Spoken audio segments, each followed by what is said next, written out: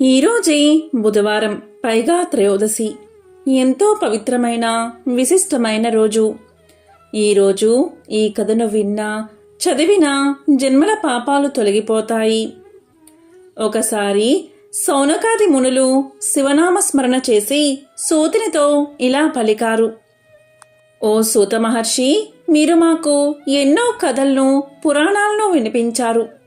మాకు శివుడి లీలల గురించి తెలుసుకోవాలి అని కుతూహలంగా ఉంది అని అడగగా సూత మహర్షి ఎంతో సంతోషించి వారికి కాలభీతి వృత్తాంతాన్ని ఇలా తెలియచేశాడు. పూర్వం కాశీలో మంతి అనే బ్రాహ్మణుడు ఉండేవాడు. అతనికి సంతానం లేదు.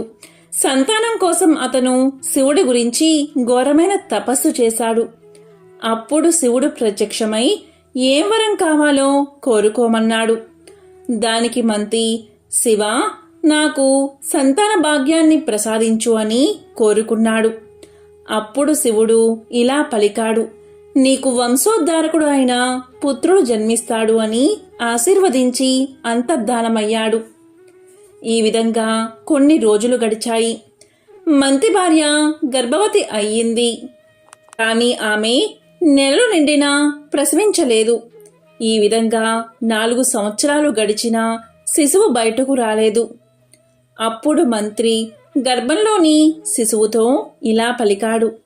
బిడ్డా, నీవు నీ తల్లి గర్భంలోనే ఉంటున్నావు. ఇక బయటకు రావా అని అడిగాడు. అప్పుడు గర్భస్థ శిశువు ఇలా పలికాడు. తండ్రి, నాకు కాలుడు అంటే భయం. పుట్టున ప్రతి ఒక్కడిని కాలుడు అనే యమధర్మరాజు తీసుకుని వెళ్ళిపోతాడు. అందుకని నేను పుట్టాలి అనుకోవడం లేదు. మీరు కాలుడి నుంచి నన్ను రక్షిస్తాను అని నాకు అభయమిస్తే నేను పుడతాను అని సమాధానం చెప్పాడు. ఈ సమాధానం విన్నా మంతికి ఏం చెయ్యాలో అర్థం కాలేదు. దీంతో మంతి శివుణ్ణి ప్రార్థించాడు. మంతి మాటలు విన్న శివుడు గర్భస్థ శిశువుకు ధైర్యం చెప్పడానికి 5గురిని పంపించాడు. ఆ 5గురు ఎవరు అంటే ధర్మం, జ్ఞానం, వైరాగ్యం, ఐశ్వర్యం, అధర్మం అనేవారు. ఆ శిశువుకు ధర్మం, జ్ఞానం, వైరాగ్యం, ఐశ్వర్యం అనే 4 గుణాలు ఎప్పుడూ కూడా ఆ శిశువు వెంటే ఉంటామని, ఎప్పుడూ అతన్ని వదిలి వెళ్ళమని చెప్పాయి. 5వదైన అధర్మం ఇలా పలికింది. ఎప్పుడూ తన నీడ కూడా అతని మీద పడకుండా చేస్తాను అని అభయమిచ్చింది. అప్పుడు గర్భస్థ శిశువు బయటకు వచ్చి ఏడుస్తూనే ఉంది. అప్పుడు గణాలు మంతితో ఇలా అన్నాయి.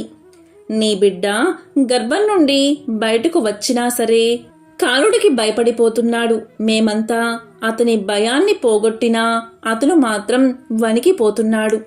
కాబట్టి నీ బిడ్డ కాలభీతి అనే పేరుతో ప్రసిద్ధి చెందుతాడు అని అన్నారు గణాలు. కాలక్రమంగా కాలభీతి పెరిగి పెద్దవాడయ్యాడు. అతను ఎప్పుడూ ఏదో ఒక ధ్యాసలో ఉండేవాడు. అతను పరమశివుని భక్తుడు. ఒకరోజు కాలభీతి ఒక వెలగపండు చెట్టు కింద కూర్చుని ధ్యానం చేసుకుంటూ యోగ నిద్రలోకి జారుకున్నాడు. అతను ఆ యోగ నిద్రలో మహా ఆనందాన్ని పొందాడు. అందుకని అతను ప్రతిరోజు ఆ చెట్టు కిందే ధ్యానం చేసుకోవాలి అనుకున్నాడు. అతను కాలి బొటన వేలిపై నిలబడి 100 సంవత్సరాలు ఆ చెట్టు కిందే తపస్సు చేశాడు. అతని తపస్సుకు మెచ్చిన శివుడు మానవ రూపంలో అతని దగ్గరికి వచ్చి కాలభీతితో ఇలా పలికాడు. ఓ కాలభీతి, దయచేసి నీ తపస్సును ఆపై మంచినీరు తీసుకొచ్చాను. ముందుగా ఈ నీటిని తాగి నీ దప్పిక తీర్చుకో అన్నాడు. కానీ కాలభీతి అపరిచితుని వద్ద నీరు తీసుకోవడానికి ఇష్టపడలేదు. కాలభీతి మానవ రూపంలో వచ్చిన శివుణ్ణి ఇలా అడిగాడు.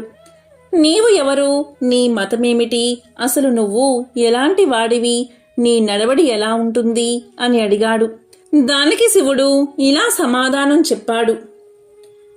నాకు కులమూ లేదు, మతమూ లేదు, అలాగే ఒకే రకమైన ప్రవర్తన లేదు అన్నాడు.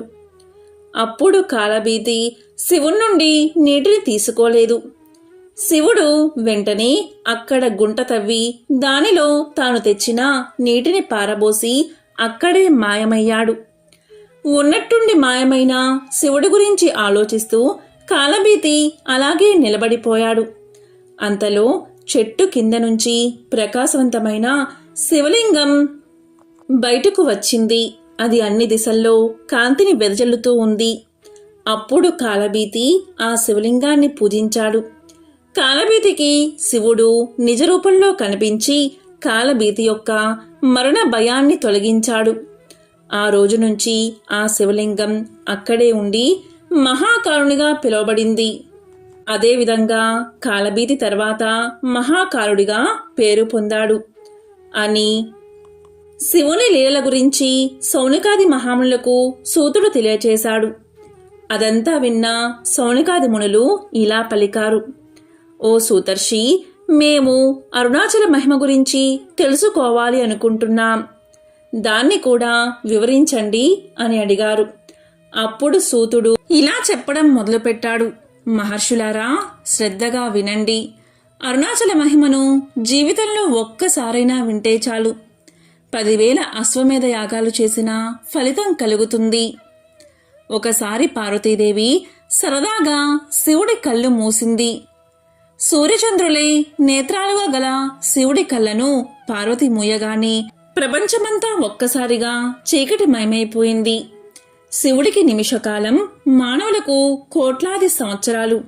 అందువల్ల హైమావతి అంటే పార్వతీదేవి సరదాగా చేసిన పని వల్ల ప్రపంచమంతా చీకటిమయమై సర్వనాశనం అయ్యింది. భూమిపైన జీవులన్నీ నిర్జీవులు అయ్యాయి. ఈ విశ్వనాశనానికి కారణం తెలుసుకున్న తపస్సాలులు శివుణ్ణి ప్రార్థించారు. అప్పుడు శివుడు పార్వతీ చేతుళ్లు తప్పించి కళ్ళు తెరిచి చూశాడు. తరువాత పార్వతీదేవితో ఇలా పలికాడు: సఖీ, నీవు చేసిన ఈ పని వల్ల నీకు ఆనందం కలిగి ఉంటుంది. కానీ ఈ విశ్వం నాశనం అయ్యింది. సాధారణంగా ప్రళయకాలంలో ఈ ప్రపంచాన్ని నశింపచెయ్యాలి అనే ఉద్దేశంతో ఇలా జరుగుతుంది. కానీ ఇప్పుడు నీ అనుచిత కార్యం వల్ల అకాలంగా లోకాలన్నీ నశించిపోయాయి అని పలికాడు ఆ మహాశివుడు. ఇదంతా విన్న పార్వతీదేవి ఎంతగానో దుఃఖించింది. నేను ఈ పాపానికి తగిన ప్రాయశ్చిత్తం చేసుకోవాలి అని పలికి శివుడి దగ్గర అనుమతి తీసుకుంది. అప్పుడు శివుడు ఇలా పలికాడు: సరే, నీ కోరిక ప్రకారం నీవు అలాగే ప్రాయశ్చిత్తం చేసుకో. దానికోసం నీవు పంపా నది వద్దకు వెళ్ళు అన్నాడు. అప్పుడు పార్వతీదేవి తన చెలికత్తెలతో కలిసి నది వద్దకు వచ్చింది. నిర్మలంగా స్వచ్ఛమైన నీరు ప్రవహిస్తున్న పంపానదిని చూసింది. లేత చిగుళ్ళు, మంచి పళ్ళు, పూలు కూస్తున్న చిలుకల్ని చూసి పార్వతీదేవి ఎంతో సంతోషించింది. కాని ఆమెకు ఈశ్వరుడు గుర్తుకు వచ్చి చింతించడం మొదలుపెట్టింది. అప్పుడు చెలికత్తెల్లో విజయ అనే ఆమెతో ఇలా పలికింది: విజయ, నేను శివుడి వియోగం భరించలేకుండా ఉన్నాను. ఈ దుఃఖం పోవాలంటే శివుణ్ణి స్మరించడమే మార్గం అని చెప్పింది. అందుకు విజయ ఇలా పలికింది: ఓ దేవి, నీవు శివుడు వేరువేరు కాదు, ఇద్దరూ ఎప్పుడూ కలిసే ఉంటారు.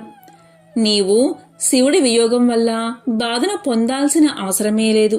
కానీ నీవు నీ భక్తులకు ఆదర్శంగా ఉండడానికి ఈ పని చేస్తున్నావు అని నాకు తెలుసు అంది విజయ. తరువాత పార్వతీదేవి తపస్సు చేయడం ప్రారంభించింది. రుద్రాక్షమాలలు, నార వస్త్రాలు ధరించి శరీరానికి భస్మం రాసుకుని రాలిపడిన గింజలను మాత్రమే ఆహారంగా తీసుకుంటూ నిరంతరం శివ పంచాక్షరి నామాన్ని జపిస్తూ తపస్సు చేస్తుంది పార్వతీదేవి. పంపానది ఒడ్డున ఇసుకతో శివలింగాన్ని చేసి దాన్ని ఆరాధించేది. పార్వతీదేవి ప్రతిరోజు పూలు కోసుకుని వచ్చి సైకతలింగానికి సమర్పించేది.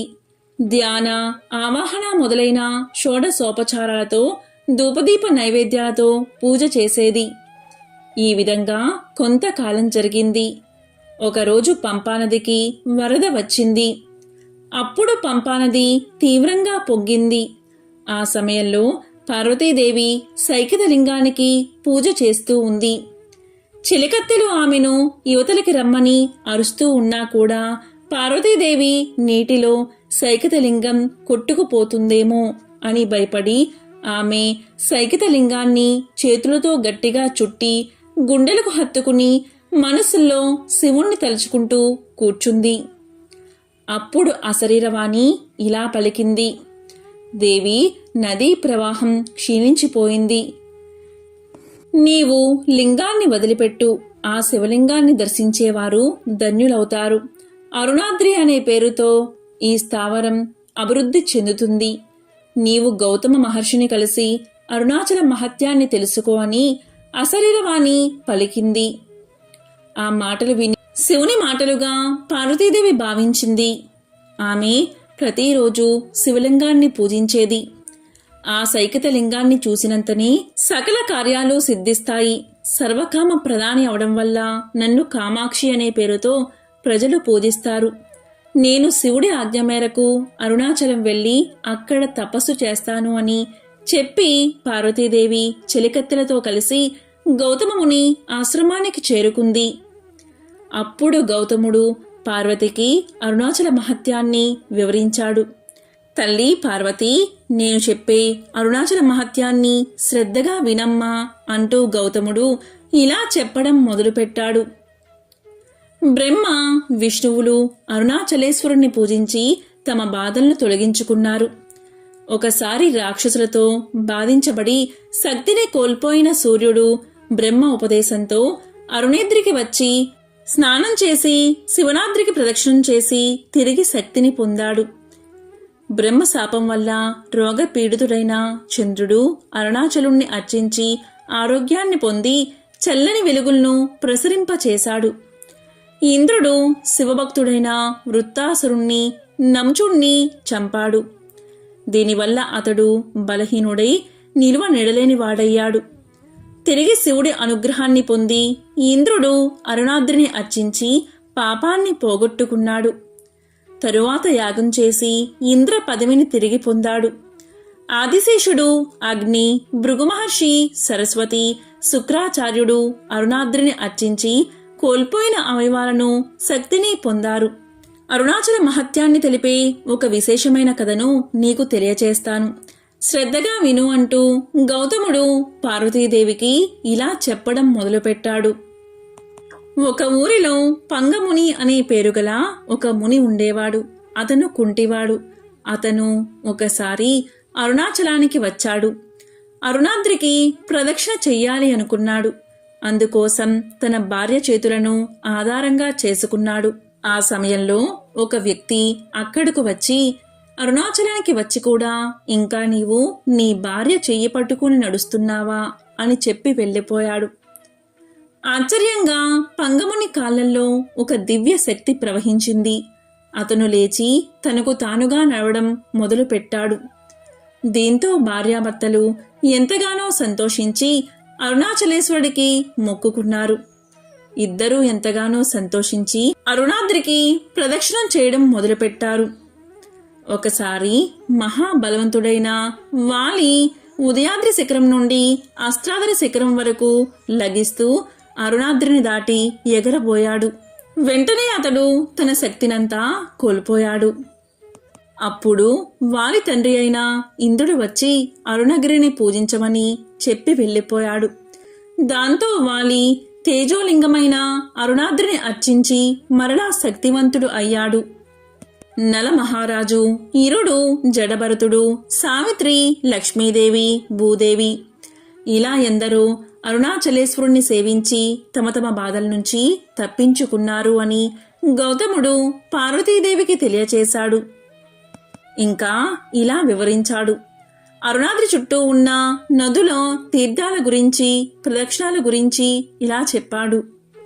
తల్లి, నీవు అరుణాద్రీశ్వరుణ్ణి పూజించడం వల్ల తప్పనిసరిగా శివ సాన్నిధ్యాన్ని పొందుతావు. నీవు చేస్తున్న తపస్సు కేవలం నీ కోరిక నెరవేరడానికి మాత్రమే కాదు. దీనివల్ల దేవతలు ముళ్ళ యొక్క కోరికలు కూడా నెరవేరతాయి. కాబట్టి మేమంతా నీకు సహాయం చేస్తాము. నీవు నిశ్చింతగా తపస్సు చెయ్యి అని అన్నాడు గౌతముడు. దీంతో పార్వతీదేవి తనకు తగిన విధంగా పర్ణశాలను ఏర్పాటు చేసుకుని తపస్సు చేయడం మొదలుపెట్టింది. ఒకప్పుడు ద్రవిడ దేశాన్ని వజ్రాంగదుడు అనే రాజు పరిపాలిస్తూ ఉండేవాడు. అతను ధర్మపరుడు, శివపూజ దురంధరుడు. ఒకసారి అతను వేటకు వెళ్లడానికి అరుణాచల ప్రాంతంలోనే అడవుల వద్దకు వెళ్లాడు. అతను గుర్రంపై అడవిలో తిరుగుతూ ఉండగా అక్కడ అతనికి సువాసనలు వెదజల్లే కస్తూరి మృగం కనిపించింది. ఆ కస్తూరి మృగం వజ్రాంగదుడికి చిక్కకుండా అరుణగిరి చుట్టూ ప్రదక్షిణ చేస్తున్నట్లుగా చేసి అలసిపోయి చనిపోయింది. దాన్ని వెంబడిస్తున్న రాజు కూడా శక్తిహీనుడై గుర్రం నుంచి కింద పడిపోయాడు. అప్పుడు ఆ గుర్రం కూడా మాయమైపోయింది. ఆశ్చర్యపోయాడు రాజు. తాను ఎక్కి వచ్చిన గుర్రం ఏమైపోయిందా అని ఆలోచిస్తున్నంత సమయంలో అతని ముందు 2 విద్యాధరులు ప్రత్యక్షమయ్యారు. వారు ఆ రాజుతో ఇలా చెప్పారు: రాజా, కస్తూరి మృగము నీ గుర్రం కూడా మేమే. సోమగిరికి ప్రదక్షిణం చేయడం వల్ల మా జంతు రూపాలు తొలగిపోయి మేము మరలా మా నిజ రూపాలను పొందాము అని అనగానే రాజు ఆశ్చర్యపోయి, మీరెవరు, జంతు రూపాలను ఎందుకు పొందారు అని అడిగాడు. అప్పుడు వారిలో ఒకడు ఇలా చెప్పడం మొదలుపెట్టాడు: రాజా, మేమిద్దరం విద్యాధరులం. నా పేరు కళాధరుడు, ఇతను పేరు కాంతిశాలి. మేమిద్దరం మంచి స్నేహితులం. ఒకసారి హిమాచలంపై తిరుగుతూ దూర్వాస ఆశ్రమానికి వెళ్ళాం. అప్పుడు దూర్వాస మహర్షి తపస్సు చేసుకుంటూ ఉన్నాడు. ఆ ఆశ్రమంలో చక్కని ఉద్యానవనం ఉంది. మంచి సువాసనలు వెదజల్లే ఆ పువ్వుల పరిమళానికి నేను ఆగలేకపోయాను. నేను ఇష్టం వచ్చినట్లుగా పూలన్నీ కోసాను. నా మిత్రుడైన కాంతిశాలి నేలను కాళ్లతో రుద్దుతూ ఉన్నాడు. దీనివల్ల దూర్వాసుడికి తపోభంగం అయ్యింది.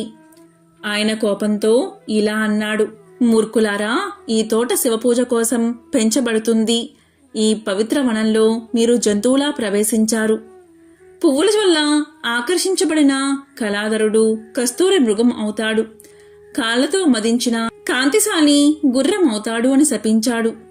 అప్పుడు మేము దుర్వాసుని క్షమించమని ఎంతగానో ప్రార్థించాం.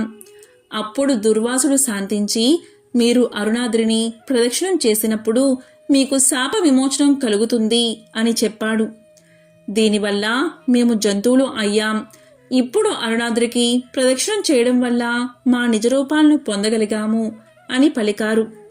అప్పుడు వజ్రాంగదుడు ఇలా అన్నాడు: మహాత్ములారా, మీరు అరుణగిరినాథుని ప్రదక్షిణ వల్ల మోక్షాన్ని పొందారు. నాకు ఎంతో సంతోషంగా ఉంది. కానీ నాకెందుకో శక్తి తగ్గి నీరసంగా ఉంది. మతి భ్రమిస్తున్నట్లు ఉంది. ఈ పరిస్థితికి కారణమేమిటి అని అడిగాడు. అప్పుడు విద్యాధరులు ఇలా చెప్పారు: రాజా, బాధపడాల్సిన పనేమీ లేదు. ఈ అరుణగిరినాథుణ్ణి అర్చించడం వల్ల నీకున్న అన్ని బాధలు తొలగిపోతాయి. దేవాలయాన్ని అభివృద్ధి చెయ్యి. నీవు మనువు మాందాత భగీరథుడి వలె కీర్తిని పొందుతావు అని చెప్పి వారు అంతర్ధానమయ్యారు. తరువాత వజ్రాంగదుడు అరుణగిరి అడవుల్లో నివాసాన్ని ఏర్పాటు చేసుకున్నాడు. తన వద్దకు వచ్చిన మంత్రి సైన్యాలకు తన నిర్ణయాన్ని చెప్పి రాజ్యాన్ని తన కుమారుడైన రత్నాంగదునికి అప్పచెప్పాడు. చుట్టూ అనేక జలాశయాలు, దిగుడు బావులు కట్టించాడు. బ్రాహ్మణులకు అనేక దానాలు చేశాడు. ప్రతిరోజు శివార్చన చేస్తూ ఉండేవాడు. కొడుకైన రత్నాగదుడు తండ్రికి కావలసిన వాటిని సమకూరుస్తూ ఉండేవాడు. ప్రతిరోజు వజ్రాంగదుడు 3 యోజనాలు వ్యాపించిన అరుణగిరి చుట్టూ అంగ ప్రదక్షిణం చేసేవాడు. ఈ విధంగా 3 సంవత్సరాలు చేశాడు. తరువాత అరుణగిరి నాథుడు వృషభాన్ని ఎక్కి మహర్షులు గణాలతో సహా వజ్రాంగదునికి ప్రత్యక్షమయ్యాడు. దీంతో వజ్రాంగదుడు ఎంతో సంతోషించి శివుణ్ణి స్తుతించాడు. అప్పుడు శివుడు వజ్రాంగదుడితో ఇలా పలికాడు: రాజా, పూర్వం నీవు ఒకరోజు నన్ను అవమానించావు. పూర్వం నీవు ఇంద్రుడివి. అందువల్ల నా చేత శపించబడి నన్ను శరణు కోరావు. ఆ శాపం వల్లే నీవు భూలోకంలో వజ్రాంగదుడు అనే రాజుగా పుట్టి శివార్చన చేయడం మొదలుపెట్టావు. నీవు కొంతకాలం భూమిపై సకల సుఖాలు అనుభవించిన తర్వాత ఇంద్రుడిగా మారతావు అని నేను ఆశీర్వదించాను అని చెప్పాడు శివుడు. ఈ విధంగా శివుడి అనుగ్రహంతో వజ్రాంగదుడు మరలా దేవేంద్రుడై శివ సాన్నిధ్యాన్ని చేరుకున్నాడు అని సూత మహర్షి శౌనకాది మునులకు శివలీల గురించి తెలియచేశాడు. అరుణగిరికి ఒక్కసారి ప్రదక్షిణ చేస్తే 100 అశ్వమేధ యాగాలు చేసిన ఫలితం దక్కుతుంది. అదే సంక్రాంతి గ్రహణ సమయాల్లో ప్రదక్షిణం చేస్తే అధిక ఫలం లభిస్తుందట. ఎంతో పవిత్రమైన విశేషమైన ఈ కథను బుధవారం త్రయోదశి రోజు విన్నా, చదివినా, చెప్పినా, వినిపించినా సకల శుభాలు కలుగుతాయి. ఓం నమః శివాయ.